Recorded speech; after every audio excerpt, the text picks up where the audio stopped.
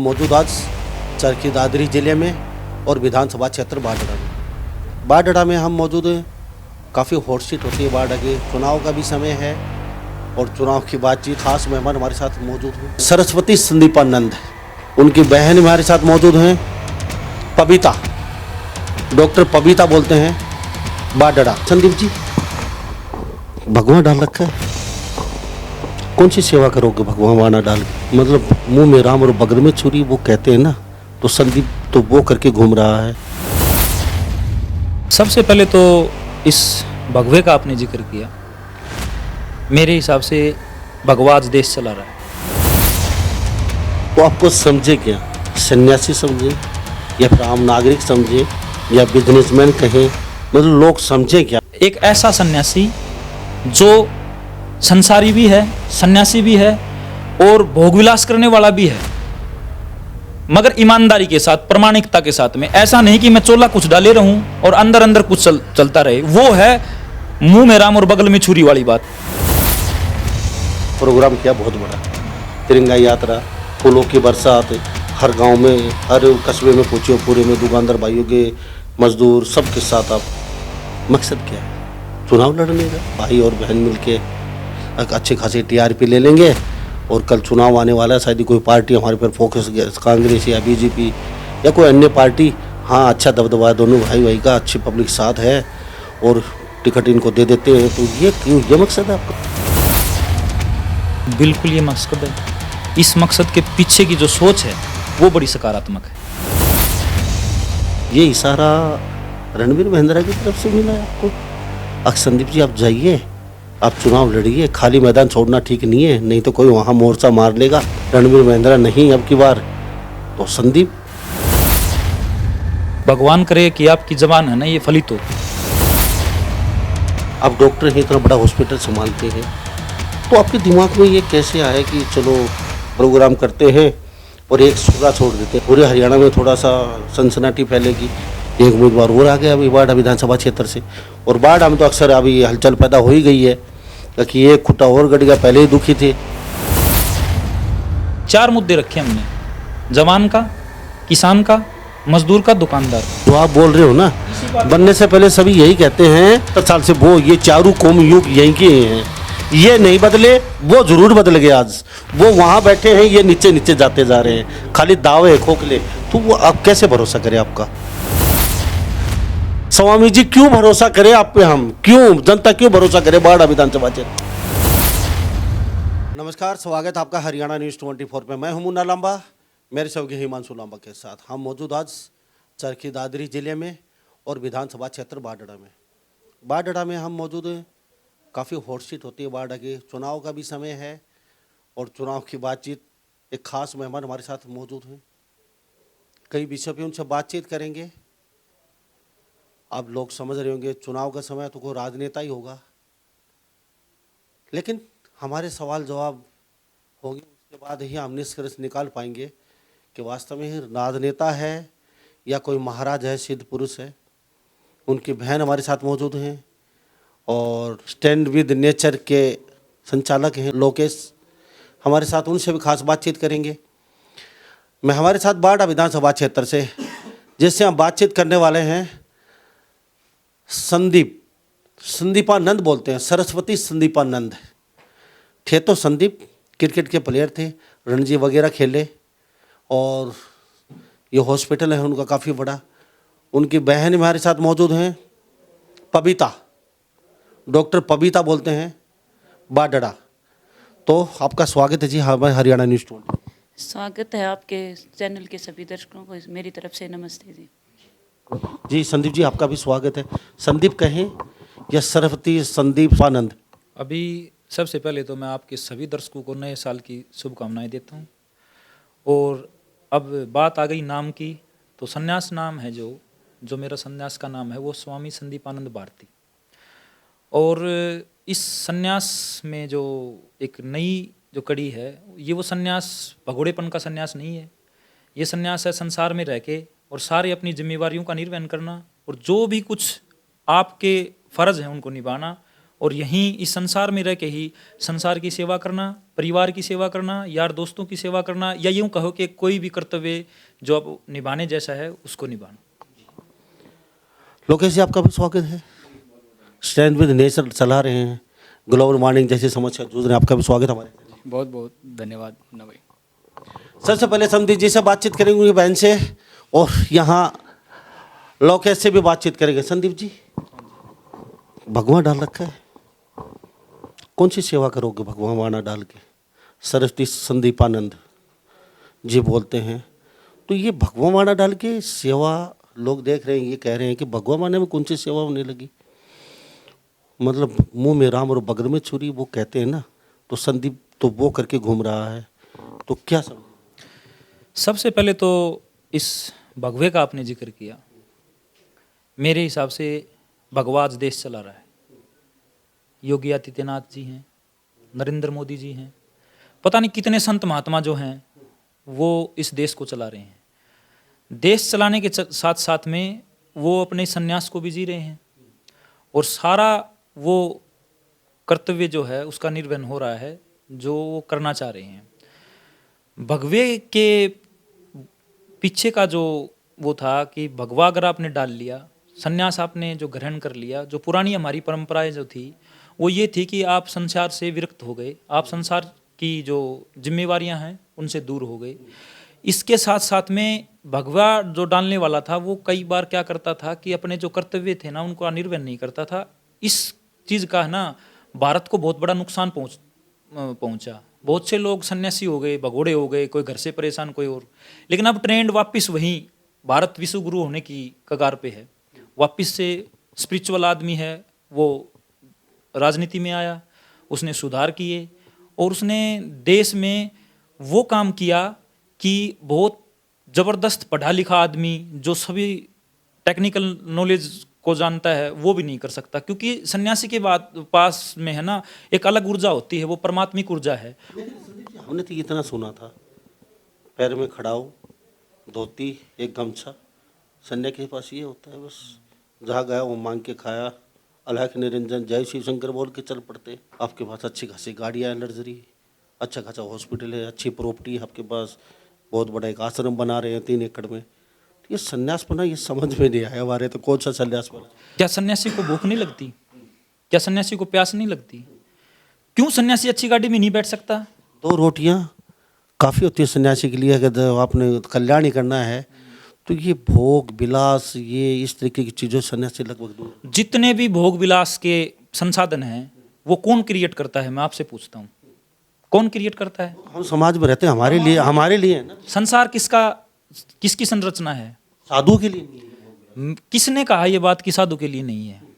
परमात्मा ने जो दिया है उसको भोगने के लिए दिया गया। संसार कितना सुंदर बनाया है, तो क्यों स्पेशल ऐसा कर दिया जाता है कि साधु नहीं वो करेगा? अब इसी सोच की वजह से ना आसाराम और राम रहीम पैदा हो रहे हैं। जब आप अपनी बीमारियों को खड़े होकर स्वीकार नहीं करोगे, मेरे को भी गुस्सा आता है आपकी तरह, मेरे को भी भूख लगती है, क्योंकि अपने शरीर की जो डिमांड है वो तो वही है। तो अगर आपने ऊपर से सन्यास का ओढ़ लिया और भीतर कुछ और चलता रहा, अभी मैं सन्यास के वस्त्र में हूँ, कल मैं सन्यास के वस्त्र में नहीं हूँगा।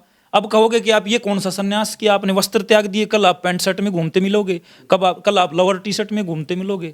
लेकिन ये मेरा निजी मामला है। सन्यास का मतलब क्या है कि सन्यास का मतलब ये है कि अपनी खुद की यात्रा। अब उस यात्रा में आप कहाँ जा रहे हो, कहाँ नहीं जा रहे हो, हाँ जी। क्या समझे आप? कहते हैं कल पैंट शर्ट में लाहौर में मिलेंगे हम, तो आपको समझे क्या?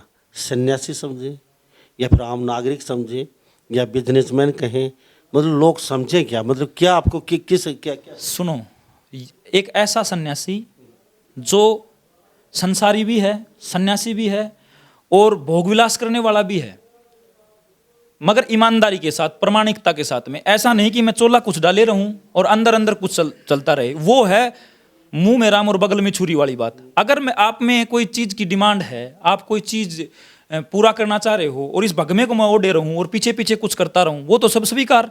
ईमानदारी से ये बात स्वीकार करो कि मैं साधना भी कर रहा हूँ, मैं सन्यासी भी हूँ, मेरे को संसार की जो छूटने की बात है वो मैं अंदर से छोड़ूंगा। इसका मतलब तो क्या हुआ? फिर तो सारा संसार जो, अगर सन्यास का मतलब कंगाल हो गया, फिर करेगा कौन? इसका ये तो नहीं हुआ ना कि आप कोई भी हम तो सन्यासी नहीं होंगे, मैंने तो नहीं कहा मैं सन्यासी दूंगा या सन्यासी बनूंगा। बहुत बहुत बहुत युगों से ये बात चलती आ रही है कि गृहस्थ से ज्यादा बड़ा सन्यासी कोई नहीं होता। वो तो हो आप, तो गृहस्थ से बड़ा सन्यासी क्यों नहीं होता? इससे सहमत हो तो आप सन्यासी हुए। छोड़ देते हैं इन बातों को। प्रोग्राम किया बहुत बड़ा, तिरंगा यात्रा, फूलों की बरसात, हर गांव में हर कस्बे में पूछियो, पूरे में दुकानदार भाइयों के, मजदूर सबके साथ आप। मकसद क्या है? चुनाव लड़ने का, टीआरपी। संदीप जी दोनों भाई और बहन मिलके अच्छे खासे टीआरपी ले लेंगे और कल चुनाव आने वाला है, शायद कोई पार्टी हमारे पर फोकस, कांग्रेस या बीजेपी या कोई अन्य पार्टी, हाँ अच्छा दबदबा है दोनों भाई भाई का, अच्छी पब्लिक साथ है और टिकट इनको दे देते हैं। तो ये मकसद है आपका? बिल्कुल ये मकसद है। इस मकसद के पीछे की जो सोच है वो बड़ी सकारात्मक है। वो कौन सी? अब उस सोच को मैं आपके सामने बिल्कुल खुल के जाहिर रखूंगा। 4 मुद्दे रखे हैं, शॉर्टकट शब्दों में 4 मुद्दे रखे हमने। जवान का, किसान का, मजदूर का, दुकानदार का, लगभग सारी सोसाइटी कवर होती है इसमें। बनने से पहले सब यही कहते हैं। हाँ। जो आप बोल रहे हो ना, बनने से पहले सभी यही कहते हैं कि संदीप जी हमें बन जाने दीजिए, हर घर में एक सोने की ईंट रख देंगे, हर घर में एक डॉक्टर दे देंगे घर के लिए स्पेशल, और हर घर में हीरे जवाहरात के बरसात होगी और सब यहाँ खुशी खुशी होंगे, और हर घर के सामने एक विमान छोड़ देंगे, सड़कों पे घूमना नहीं पड़ेगा, प्लास्टिक की सड़कें होंगी। और बनने के बाद वो 5 साल छू मंतर और 5 साल फिर आ जाते हैं और साम दाम दंड भेद करके यहाँ फिर ट्रेडिशनल राजनीति जो है वो इसी ढंग से चली आ रही है। अब आपने जो सवाल उठाया, हर नेता यही आंकता है कि मैं जवान के लिए हूं, मैं किसान के लिए हूं, मैं मजदूर के लिए हूं, मैं दुकानदार के लिए हूं। लेकिन 70 साल से वो ये चारों कौम युग यहीं के हैं, ये नहीं बदले। वो जरूर बदल गए, आज वो वहाँ बैठे हैं, ये नीचे नीचे जाते जा रहे हैं, खाली दावे खोखले। तो वो आप कैसे भरोसा करें? आपके पास ऐसी क्या है? क्यों संदीप जी, स्वामी जी कहेंगे हम भी आपको, स्वामी जी क्यों भरोसा करें आप पे? हम क्यों, जनता क्यों भरोसा करे बाड़ा विधानसभा क्षेत्र? अब मैं बहुत लंबी चौड़ी बात न करते हुए बारडा विधानसभा की राजनीति के उसमें संदर्भ में बात करता हूँ। ये बारडा जो हल्का है ना, इसकी जो राजनीति है आज की, तो मेरे को इस राजनीति के दायरे में रहते हुए 15 साल हो गए। एक्टिव राजनीति करी है। रणवीर महिंद्रा के चुनाव संभालते? बिल्कुल आपने बिल्कुल सही कही। चौधरी रणवीर सिंह महिंद्रा के पिछले 15 साल से मैं साथ में हूँ, उनका चुनाव भी संभाला है, उनके आज भी साथ हूँ। ऐसा नहीं कि मैं उनको छोड़ दूंगा। मेरे अगर राजनीतिक उसमें बात करी जाए तो वो बहुत असफल आदमी है राजनीतिक की दृष्टि से। उसकी असफलता का एक ही कारण है कि बहुत ऑनेस्ट, बहुत ऑथेंटिक, बिल्कुल प्रमाणिक बात करने वाले, बिल्कुल दिल के साफ आदमी। इसी के चलते मैं उनको पसंद करता था। और उनके आप पसंद करो, ये जनता जनार्दन पसंद नहीं करते ऐसे लोगों को। यहाँ चापलूस चाहिए, गुंडा चाहिए, लफंगा चाहिए, साम दाम दंड भेद करने वाला चाहिए। आप जो बता रहे हैं ऐसे लोगों की यहाँ जरूरत नहीं है। यहाँ तो चमचागिरी, जनता के सामने कुछ और उधर से हटते ही कुछ, ऐसे लोगों की जरूरत है यहाँ पे। आज तक रणवीर महिंद्रा जीत नहीं पाए जी, वो बिल्कुल नहीं जीत पाए, लेकिन वो एक चीज जीत पाए कि लोगों के दिल जीत पाए। उनका प्रतिद्वंदी जो आदमी था वो भी ये कहता था कि आदमी ईमानदार है, जैसी बात है वो वैसी मुंह पे बोल देता है। लेकिन आपने कहा ना कि राजनीति में ये चीज़ें पसंद नहीं की जा रही हैं, बिल्कुल नहीं की जा रही है। लेकिन मैं ये नहीं कहता कि राजनीति में सफल होना ही सब कुछ है। असफल राजनेता भी है ना, वो भी अच्छा राजनेता हो सकता है। और एक बात आपने और ऐड करनी छोड़ दी इसमें। आपने कहा ना कि गुंडा, वो इस पार्टी में गुंडा है ना, वो किसी दूसरी पार्टी में चले जाएगा वो दूध का धुला हो जाता है।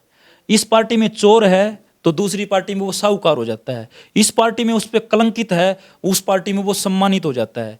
आज की जो राजनीति है ना, वो बड़ी हृदय विदारक राजनीति है। एक आदमी, हाँ अब स्वामी जी हैं और बातों का आपके पास भंडार है।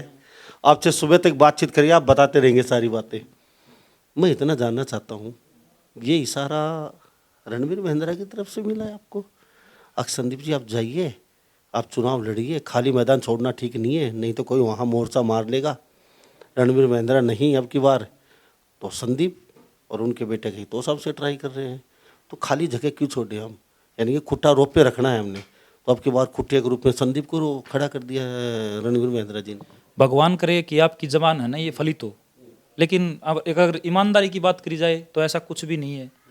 किसी भी तरीके का कोई इशारा नहीं है, किसी भी तरीके का चौधरी रणवीर सिंह महिंद्रा की तरफ से भी नहीं है, चौधरी अनिरुद्ध की तरफ से भी नहीं है, लेकिन उनसे हमारे पारिवारिक संबंध हैं, इससे भी कोई दरकिनारा नहीं कर सकता। सबको पता है इसको, अगर मैं आप छुपाऊं भी तो छुपा नहीं पाऊंगा, क्योंकि वो बहुत हमारे परिवार के नज़दीक हैं। लेकिन ये हमारा खुद का एफर्ट है, ये मेरी बहन का खुद का एफर्ट है, ये मेरे साथ बैठे लोकेश जी है इनका एफर्ट है, ये इनकी टीम का एफर्ट है, ये मेरी जो राजनीति करने की बात है उसका भी एफर्ट है। मेरी राजनीति ऐसा तो है नहीं, एक्टिवली राजनीति से मेरा मतलब ये है कि मेरा एक संकल्प है कि मैं वोट डालने नहीं जाऊंगा, मेरा वोट का अधिकार भी नहीं है, लेकिन उसके बावजूद भी मैं राजनीति करूंगा, एक नई तरीके की राजनीति करूंगा।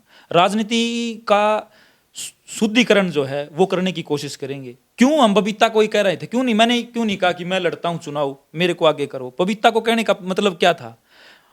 बबीता को कहने का मतलब ये था कि जो डिमांड है वो एक तो सेवा भाव की होनी चाहिए। एक्चुअल में आपने थोड़ी देर पहले बात करी थी कि सब चिकनी चुपड़ी बातें करते हैं, सब जवान की, किसान की, मजदूर की और उस जो है ना दुकानदार की बात करते हैं। प्रैक्टिकल तौर पे 7 या 8 साल से है ना मैं बात करता हूँ बबीता की।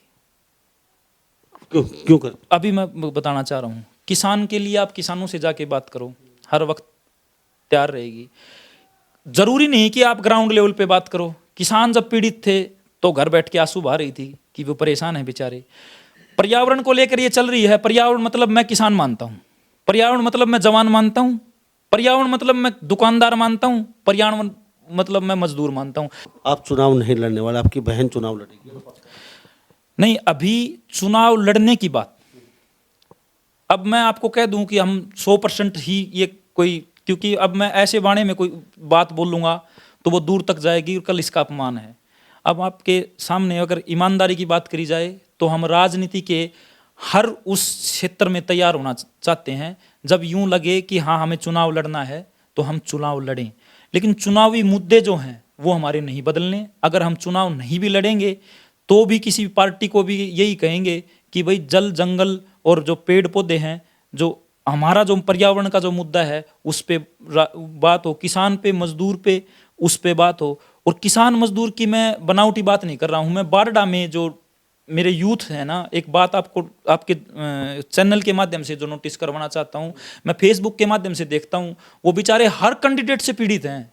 ईमानदारी की बात करूँ ना तो किसी भी कैंडिडेट, कांग्रेस का मैं मेरा पारिवारिक वो है रिश्ता चौधरी अनिरुद्ध के साथ में, और बीजेपी वालों से मैं देखता हूँ वो हर को नेगलेक्ट करते हैं। नेगलेक्ट क्यों है? उनके अंदर में है ना बुरा भाव है इनको लेके कि आएंगे लुटेरे टाइप हैं। कभी नैना आ गई यहाँ पे, वो आएगी 15 दिन पहले हाउ लड़ होएगा, उसके जो कार्यकर्ता हैं वो आएंगे, कभी कल कोई और कांग्रेस का आ जाएगा, कोई बीजेपी का आ जाएगा। तो इसको थोड़ा बदलने की कोशिश कर रहे हैं। आहत है, दुखी है। हाँ बिल्कुल है। संदीप जी, मैं आपकी सिस्टर से बात जी, बबीता जी आपका बहुत बहुत स्वागत है।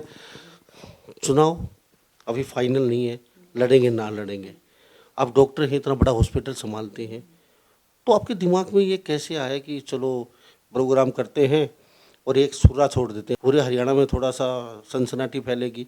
एक उम्मीदवार और आ गया अभी बाढ़ विधानसभा क्षेत्र से, और बाढ़ में तो अक्सर अभी हलचल पैदा हो ही गई है कि एक खुटा और गड़ गया, पहले ही दुखी थे तो एक और आ गए, दोनों भाई और बहन मिल के अब ये भी मैदान में कूदेंगे तो कहीं ना कहीं वोट बैंक का और भी बंटवारा होगा।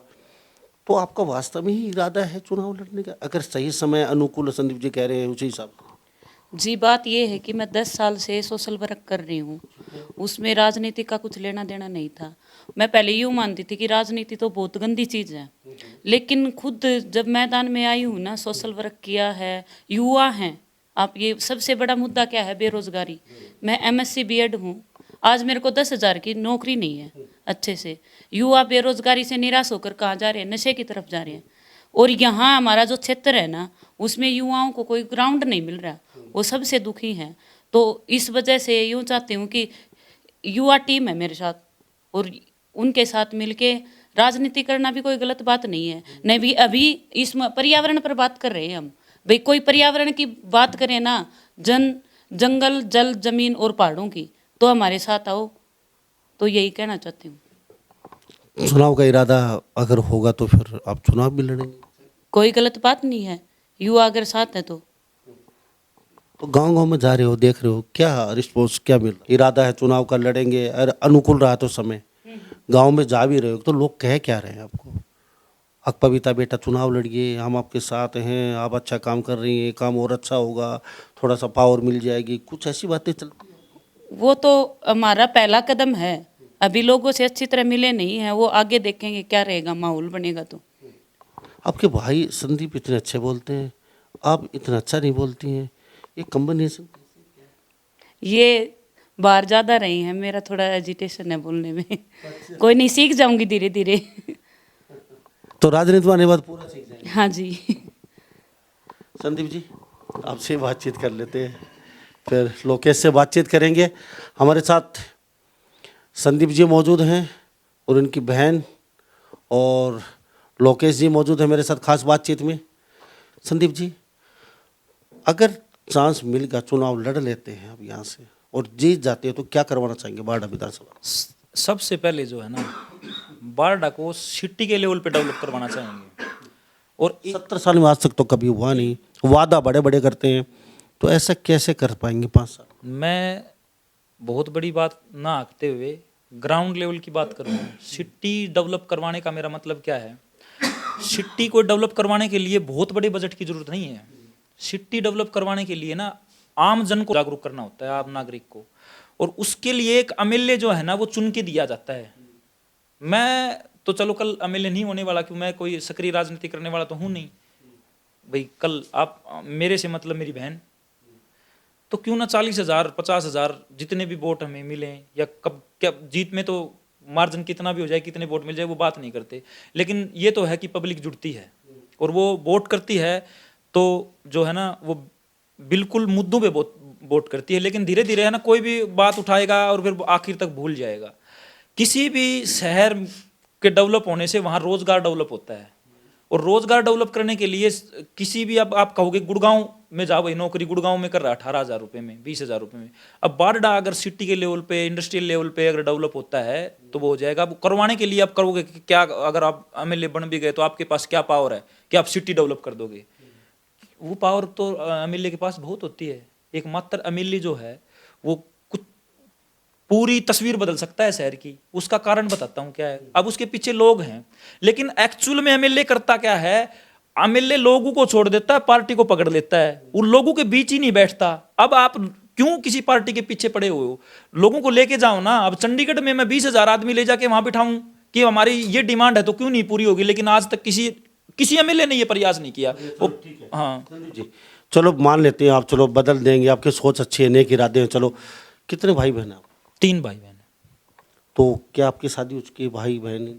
मेरी जो अभी शादी की बात करूं तो डॉक्यूमेंट्री शादी के नाम पे कुछ नहीं है। मैं, मेरी जो जीवन साथी है उसके साथ में 10 साल से रह रहा हूं, लेकिन डॉक्यूमेंट्री कोई भी काम मैंने पूरा नहीं किया हुआ। मेरी सिस्टर ने शादी नहीं करवाई और छोटे भाई की भी शादी नहीं हुई है अभी तक।